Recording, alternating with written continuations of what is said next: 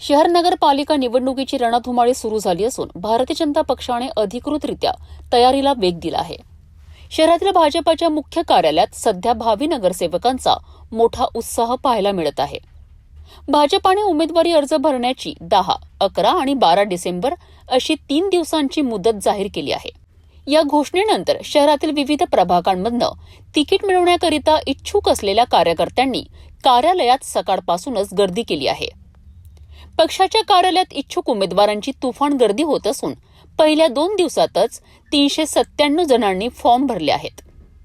10 डिसेंबर रोजी पहिल्या दिवशी 179 इच्छुकांनी अर्ज दाखल केलेत, तर 11 डिसेंबर रोजी दुसऱ्या दिवशी 218 इच्छुकांनी आपली उमेदवारी नोंदविली आहे. 12 डिसेंबर उमेदवारी नोंदणीचा शेवटचा दिवस असल्याने भाजप कार्यालयात आणखी मोठी गर्दी होण्याची शक्यता आहे. ही गर्दी स्पष्ट दर्शविते आहे की महानगरपालिकेच्या निवडणुकीकरिता भाजपमध्ये मोठी चुरस आणि उत्साह आहे.